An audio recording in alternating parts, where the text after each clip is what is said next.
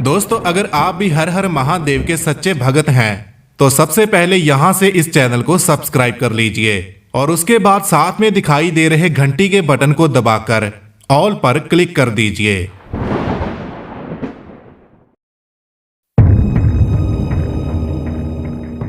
कहते हैं कि जो लोग महादेव की पूजा सच्चे मन से करते हैं उन लोगों की रक्षा करने के लिए महादेव हमेशा तैयार रहते हैं। लेकिन जो लोग इस बात पर यकीन नहीं करते हैं तो आज की यह सच्ची घटना सुनने के बाद उन लोगों का यकीन पक्का हो जाएगा कि हर हर महादेव हर समय अपने भक्तों की रक्षा करने के लिए तैयार रहते हैं। आज की यह सच्ची घटना जालंधर के रहने वाले डॉक्टर रामनाथ किशोर ने हमारे साथ शेयर की है। रामनाथ जी हमें बताते हैं कि उनकी आयु करीब 80 वर्ष हो चुकी है और उनकी पत्नी, जो कि शरीर से तो काफी कमजोर हैं, इसके अलावा वह अक्सर बीमार रहती थी। सन 2018 में रामनाथ और उनकी पत्नी ने केदारनाथ मंदिर में जाने का विचार बनाया। और आपको बता दें कि सोमनाथ जी महादेव की बहुत पूजा करते थे। सोमनाथ जी ने अपने बेटे राजीव को फोन किया कि बेटा, इस बार तुम छुट्टी लेकर घर आ जाओ क्योंकि हमारी जिंदगी का कोई भरोसा नहीं और इस बार हम केदारनाथ के मंदिर में भगवान शिव के दर्शन करने के लिए जाना चाहते हैं। रामनाथ के बेटे राजीव ने उनको बोला कि पापा, इन दिनों हमारे ऑफिस में काम का बहुत प्रेशर है, इसलिए ऑफिस से छुट्टी लेकर मैं नहीं आ पाऊंगा और अगर आपको ज़रूरी ही जाना है तो आप दोनों अकेले ही चले जाओ। रामनाथ और उसकी पत्नी ने केदारनाथ मंदिर में जाने का विचार पक्का बना लिया और एक दिन वह समय भी आ गया जब उन्होंने केदारनाथ मंदिर की यात्रा शुरू कर दी। रास्ते में गाड़ी के अंदर उन दोनों को कोई ज़्यादा परेशानी नहीं हुई, लेकिन जब उन्होंने पैदल यात्रा शुरू की तो रामनाथ जी की पत्नी को चलने में काफी दिक्कत आ रही थी, लेकिन फिर भी वह धीरे धीरे चलती रही। आधे रास्ते में जाकर उनकी पत्नी की हालत खराब हो गई और वह रास्ते के साइड में पड़े एक पत्थर के ऊपर बैठ गई। रामनाथ जी की पत्नी बोलने लगी कि अब वह आगे नहीं जा सकती क्योंकि मुझे लग रहा है कि मेरा अंतिम समय आ चुका है।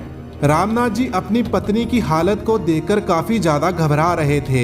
तो इतने में ही एक लड़का उनकी पत्नी के पास आया और बोलने लगा कि माता जी उठिए और मेरे साथ चलिए क्योंकि भगवान भोले शंकर आपको बुला रहे हैं और वह आपका इंतजार कर रहे हैं, इसलिए आपको जाना ही होगा। आप उठिए, मैं लेकर चलूंगा आपको। रामनाथ जी की पत्नी बताती है कि जैसे ही उस लड़के ने उनको हाथ लगाया तो वैसे ही उनके अंदर एक एनर्जी सी पैदा हो गई थी और उनकी थकावट भी एकदम से खत्म हो चुकी थी और उन्होंने दोबारा ऊपर की ओर चलना शुरू कर दिया। रामनाथ जी ने चलते चलते उस लड़के को पूछा कि बेटा, तुम कौन हो? तो उस लड़के ने बोला कि मेरा नाम सौरभ है और मैं आगरा शहर का रहने वाला हूँ।